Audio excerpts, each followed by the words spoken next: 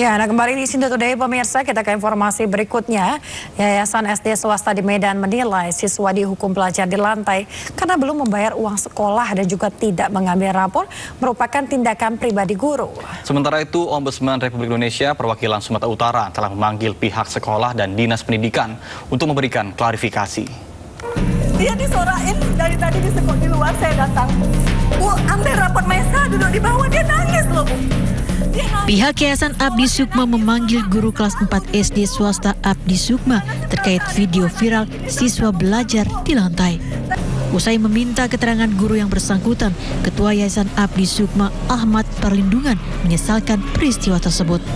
Tidak ada aturan atau larangan untuk siswa tidak boleh mengikuti pembelajaran jika belum membayar uang sekolah dan mengambil rapor. Aturan ini dibuat sendiri oleh guru bersangkutan tanpa sepengetahuan kepala sekolah. Akan memberikan pembebasan tidak mengajar skorsing sampai waktu yang ditentukan kemudian.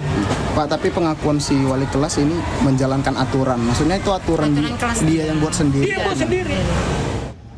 Murid yang dihukum tersebut masuk dalam peserta program Indonesia Pintar. Meski sudah menerima bantuan PIP, harusnya dipergunakan untuk memenuhi biaya kebutuhan pendidikan anak. Namun orang tua murid Camelia tidak membayarkan SPP anaknya selama 3 bulan. Saat ini yayasan akan memberikan sanksi skorsing pada guru dan kepala sekolah karena lalai mengawasi guru. Sementara, Ombudsman RI perwakilan Sumut memanggil pihak Yayasan Sekolah Dasar Swasta dan Dinas Pendidikan Kota Medan. Pemanggilan ini untuk memberikan klarifikasi kasus viral tersebut. Dinas Pendidikan Kota Medan melalui Bambang Sudewo menjelaskan ada miskomunikasi antara sekolah dan orang tua siswa. Dari Medan, Sumatera Utara, Ahmad Ridwan Nasution, iNews melaporkan. Pemirsa, Menteri Pemberdayaan Perempuan dan Perlindungan Anak Arifah Hoiri Fauzi meminta kasus murid dihukum belajar di lantai di Medan, Sumatera Utara tidak terulang kembali di lingkungan pendidikan manapun. Arifah menegaskan para pendidik seharusnya menjadi teladan bagi siswa, bukan justru menciptakan trauma psikologis. Anak duduk di bawah karena memang orang tuanya tidak mampu untuk membiayai. Dari kementerian kami sudah melakukan pendampingan, bekerja sama juga dengan Kemendikbudristek dan sudah ada komunikasi, dan insya Allah kalau tidak salah anak ini malah mendapat beasiswa. Tapi sebetulnya mungkin banyak terjadi di tempat lain. Jadi ini mungkin sebagai peringatan juga untuk sekolah-sekolah untuk tidak melakukan hal-hal yang berpengaruh terhadap psikologis anak, karena sebetulnya orang tuanya memang benar-benar tidak mampu, akhirnya anak-anak yang menjadi korban.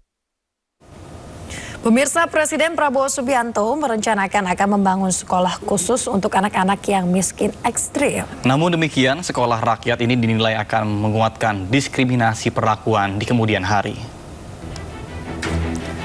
Sekolah rakyat rencananya akan dibangun untuk mereka yang termarginalkan, yang tidak mendapatkan dukungan yang cukup di lingkungan sekolah umum.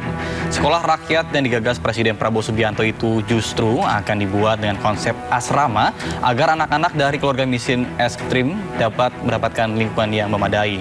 Infrastruktur sekolah rakyat rencananya pun akan menggunakan balai-balai pelatihan yang dapat digunakan untuk merintis sekolah rakyat. Rencananya akan ada 3 sekolah yang dibangun di Jakarta, Jawa Barat, dan juga Banten. Namun demikian, ide sekolah rakyat dinilai malah akan membentuk stigma negatif di masa mendatang. Dosen kebijakan publik UGM dalam tulisannya di website ugm.ic.id menyebut bahwa perbaikan sekolah rusak yang ada saat ini lebih mendesak. Iya, dari semua mereka yang kita anggap punya kompetensi.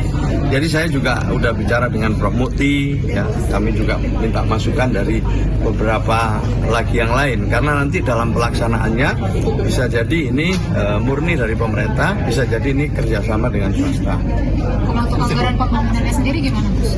Untuk anggaran pembangunan? Ya masih kita lihat mana yang paling mungkin lah. Kita masih akan konsultasikan nanti ke Presiden. Kita misalnya punya beberapa balai-balai pelatihan yang bisa digunakan untuk merintis sekolah rakyat. Ada target nggak sih Pak dari akan dibuka di mana dan kapan mungkin ada daerah khusus yang lebih diprioritaskan? Iya memang Rencananya sesuai arahan Presiden dimulai di Jakarta dan sekitarnya dulu. Setelah itu nanti di tempat-tempat lain. Tapi kami ada beberapa tempat yang nanti kami usulkan jika konsepnya sudah matang. Untuk waktunya kapan gitu bisa? Ya, ini kita sudah mulai kan. Kita sudah mulai membentuk tim, kita sudah mulai mendengarkan secara informal dari pihak-pihak yang memang punya kapasitas untuk memberikan masukan. Ya. Kira-kira satu sekolah itu dari TAP-nya berapa sih Gus? Untuk satu sekolah itu bisa menampung berapa siswa sih kira-kira? Yang pertama ini dulu, jadi memang ada beberapa usulan, ada yang mulai dari SD, ada yang mulai dari SMP, ada yang SMA, ini masih dalam diskusi gitu ya.